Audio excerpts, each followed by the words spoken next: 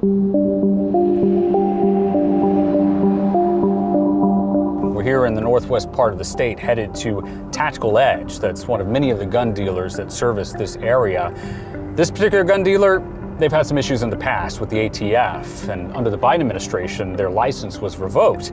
But under these new Trump policies, they got it back. Donald Trump campaigned on loosening regulations the gun industry viewed as overzealous. Your Second Amendment will always be safe with me as your president. And he followed through. In addition to repealing Biden's zero-tolerance policy on gun seller violations, Trump also scrapped a program tracking dealers who had repeatedly sold guns that were later found at crime scenes. The Trump administration has also invited gun shop dealers who lost their licenses under Biden to reapply. ATF confirmed that it has granted new licenses to at least 23 of them, but wouldn't share the names of those shops. A CNN investigation independently found that nearly a dozen gun shops that had their licenses yanked under Biden are now back in business. One of those gun shops in Tennessee agreed to speak with us. We were not giving out guns to people that didn't, or like that should not have them, or purposely like not running background checks just to get a sale done. We've never done anything like that. We will never do anything like that. But the way that the ATF portrayed that and spoke to us, it made us feel like criminals. When the Tactical Edge lost its license in 2023, the ATF cited repeated violations over several inspections, including failing to run background checks, which the Tactical Edge denies, and not properly completing ATF forms during gun sales. It's not up to us to say approved or denied. It's up to our government agency that looks into that person, that has all the information that we don't have access to. You maintain that even those form errors wouldn't lead to the transfer of a firearm to someone who maybe shouldn't have it. On the forms specifically, I truly do not see a path that would happen. But even when a store properly sells a gun, it can still end up at the hands of someone committing a crime. In 2021, gunfire erupted at a birthday party in the south side of Chicago. More than 100 shots were fired, with 8 people hit. 1 person died. There was a firearm that you had sold at this store that was recovered at the scene of a mass shooting in Chicago. There was no indication that it was used, but it was found there. That doesn't mean that the gun shop or us sold the firearm to that criminal. Chicago PD's investigation found most of the guns that were recovered from that shooting came from one region, including a gun sold by the Tactical Edge. The gun was purchased just 80 days before the incident and linked to a gun trafficking ring that was charged by the U.S. Justice Department. There's no evidence the person the Tactical Edge sold that gun to was part of that ring, but its route to Chicago followed the same pattern as other guns found at the scene. None of the violations that later cost the Tactical Edge its license were related to the Chicago case. If I do my checks and balances here and I know that this firearm is going to a person that is legally able to own a firearm, once it walks out that door, I don't have control over it. What are the things that you're looking for that may be an indication that you're dealing with a straw buyer or someone who may be using this for a criminal purpose? Yeah, so there's a few things that we look out for. You usually have a person picking out the firearm and a person with the money. When you see those two things combined, there's a very good chance you're dealing with a straw purchase.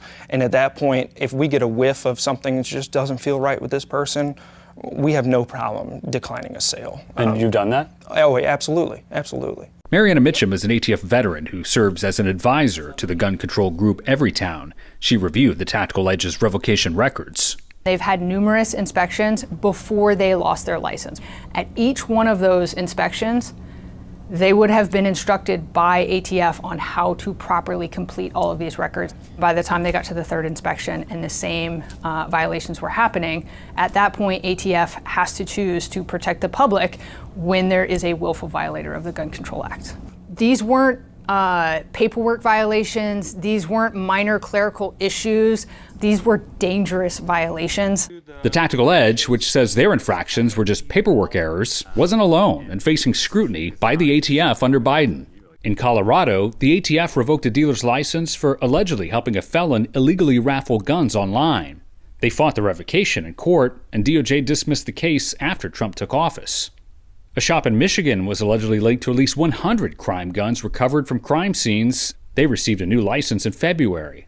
Neither company responded to CNN's request for comment. Even just one gun being trafficked to someone is extremely dangerous because 90% of the guns that traffickers obtain end up in the hands of people who cannot legally purchase them, right? So we're talking violent criminals, we're talking juveniles, and we're talking trigger pullers, right? Those folks that are getting a gun to go out and shoot someone.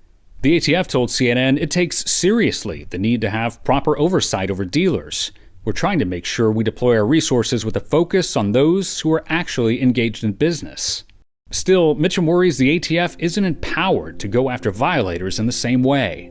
It's devastating to see ATF pivot away from that. If you stop the trafficker and you stop the gun store from supplying those traffickers, you stop the downstream violence.